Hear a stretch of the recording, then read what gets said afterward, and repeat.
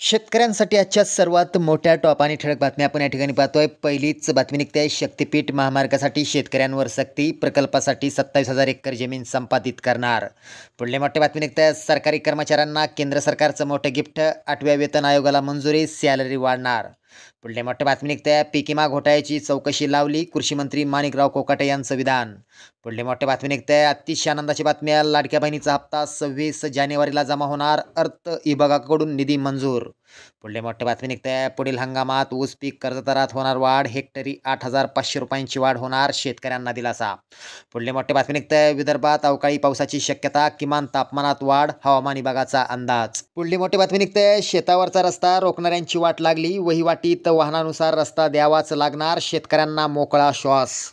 पुढली मोठी बातमी निघते आहे. नोंदणीकृत शेतकऱ्यांची सोयाबीन खरेदी सुरू ठेवा, 27 जानेवारीपर्यंत खरेदी मुदत, शेतकऱ्यांना दिलासा. पुढली मोठी बातमी निघते आहे. कांदा निर्यात घसरणार, बांगलादेशकडून आयातीवर 10% शुल्क, नाशिक जिल्ह्यातील उत्पादक चिंतेत.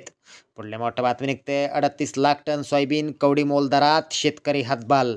पुढली मोठी बातमी निघते. अखेर संकष्ट चतुर्थी पावली, अतिवृष्टी नुकसान भरपाईचा दुसरा टप्पा सोमवारपासून होणार वाटप, शेतकऱ्यांच्या खात्यावर होणार थेट रोकडा जमा, शेतकऱ्यांना दिलासा. शेतकऱ्यांसाठी या होत्या सर्वात मोठ्या टॉप आणि ठळक बातम्या. धन्यवाद.